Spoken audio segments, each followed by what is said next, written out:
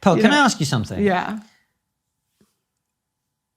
There's a combination of things going on here. Yeah. On the one hand, I actually think some, not all, but some of the things you say objectively are not untrue. And what I mean by that is they're true, right? But also, is there a part of you that's saying them in the way that you're saying them because you're being a bit of a troll? Yeah. Am I saying them? The way that you're saying them. I do say things for comedic effect at times. Yeah. Sure. Yeah. I don't say things I don't believe. I change my opinion sometimes. Yeah. Does that answer your question? No. Yeah. Oh. No, but He what I said mean, yes. He said no. he said yes as in just to go along with it. But no, it doesn't answer my question, because I guess what I'm asking you is, are you saying things in a more incendiary, inflammatory way because you know that gets attention? You mean like calling women whales? Yes. No, I just think it's funny.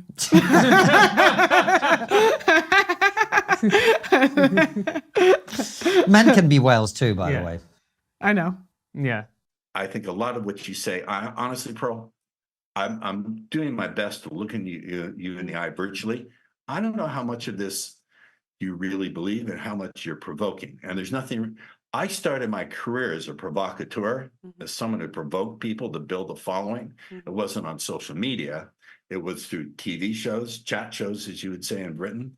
So I know a provocateur when I see one, and I'm looking at one. I get this a lot. I know people always say that to me, that they don't think I believe the things I say. I really do. I don't know why people always say that. I do change my opinions at times. So, I'm kind of a. Tell you what? If you change your radically, it's not like you change your opinion. Like, I like polka dots. I don't like polka dots. If you're changing fundamental opinions like divorce should be banned, things like that, and the idea about purity and et cetera, if you're changing fundamental views, what are you going to do? Do you, as a huge voice, someone who has a huge following, have a responsibility to go back to all those people who have been convinced to hold those views by you, and now go back and somehow communicate to all of them and say, you know what, I misled you unintentionally. It wasn't intentional, but I misled you. I led you to a view that is not the most healthy one. Will you take responsibility for that as someone who has a giant voice? Can you take responsibility for that?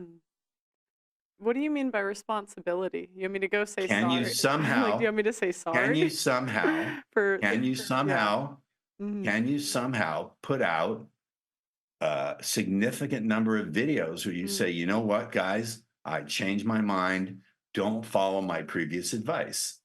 Is there a way for you to do it? Yeah, but I guess I wouldn't look at it as advice before. Like, I wouldn't say if I think divorce should be banned, that's like telling you how to live. I mean, that's just, it's worse than that. No, but that's just a policy. Government. But that's just a policy that I used to think. But it's not like any policies changed because I said that. Yeah, but when you advocate for it, when you used to advocate it up until God knows how when, that's a government policy. Yeah, that would have to be enforced. Yeah, I get. That grows government. That grows government. And to that extent, you're the very opposite of the conservative you claim to be. Conservatives don't want to grow big government.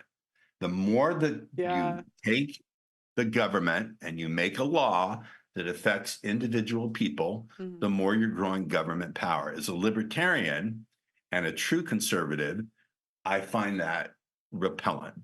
Yeah. And this is where I think you honestly don't see how some of the things you advocate for would lead to bigger government. Yeah. No, I understand the marriage one. I really changed my mind on the divorce thing. I've seen too much, I guess. But I guess I wouldn't really look at it as advice. It was just kind of my thoughts at the time, You're underestimating your power. You're underestimating, this is both a compliment, I don't know if it's a criticism. You're underestimating your power as someone who's an incredible influencer, who people take your word as being not just your opinion, but as being true with a capital T. I know these dangers because my students look up to me as a guru, I've been called the sex messiah of the nerds. Right. My students, if you ever can't, I don't do seminars anymore. I do the AI thing. And if you want to pay me 50 grand to come for a weekend, I'll think about it. But the thing is I had to learn that my students wanted someone to obey. I surrounded myself with people. This is true. I knew that that was a danger. I knew that my own little bit of narcissistic tendencies that would turn into a poison for me. So I surrounded myself with people who would say, hey, Ross, you're full of shit. You're way out of bounds. These people are looking up to you as their guru. You better let them know that this is just your opinion. So what I'm trying to say to you is I think you're underestimating the power of your voice. You may indeed just be giving your opinions, but the incels, and I think a lot of your audience, I can't prove it, are incels, who listen to you are taking it as the gospel, are taking it as the truth. And I think to that extent, you're underestimating your power. And as my favorite philosopher, Spider-Man, said, with great power comes great responsibility. So if you had that power and it influenced people to take it as the truth, I think on some way, and I don't know how you do it, you have the responsibility to make it very, very clear that your opinions have changed.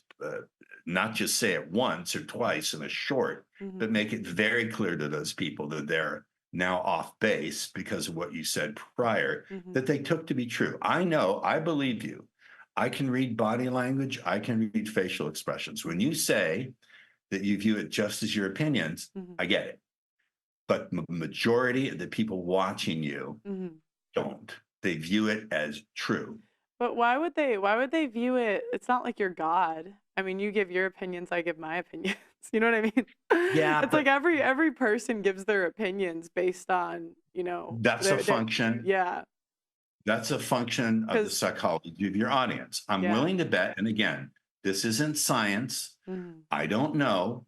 This is my intuitive read. I could be wrong.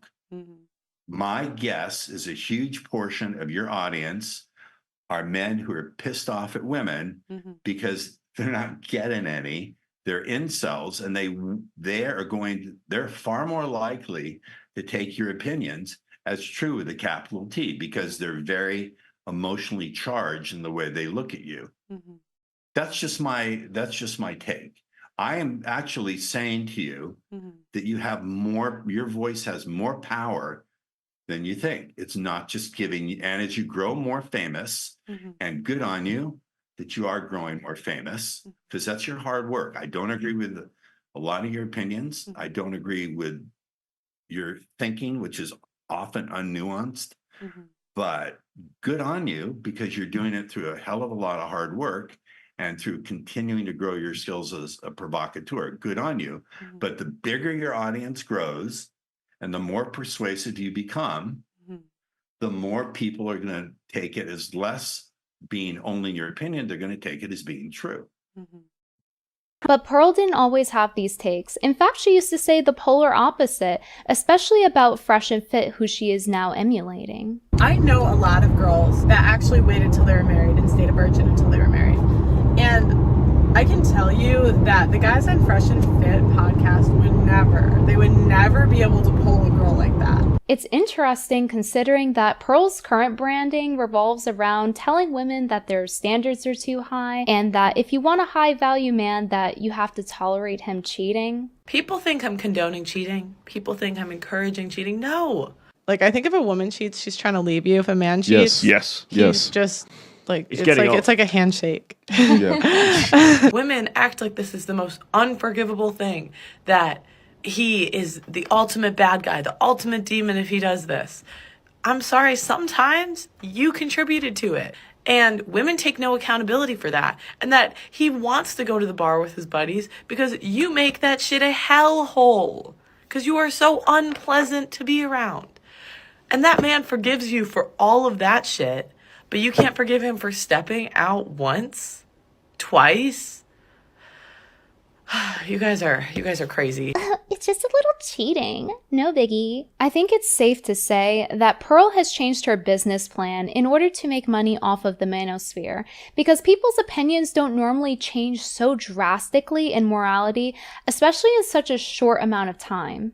Now me, I'm not selling anything. Based on what I know through observation, her particular target audience is a male. This is where Pearl's content and marketing sits. She is constantly hitting pain points and triggers. The challenges and the pain points for her particular customer, client, and fan is not being heard, not being seen, not feeling valued, and not having access to women. So she talks about this constantly, right? And she's talking to women, right? Women which this particular customer, client, or fan does not have access to and wants access to. One way to draw in this particular customer is to continue to hit this customer's pain point over and over and over. What's up with those modern women, am I right, boys? Pearl even talks about this business plan in an interview with Yahoo News, saying that she didn't know what her business would be yet, but basically that she wanted to be an influencer and build a brand. The plan?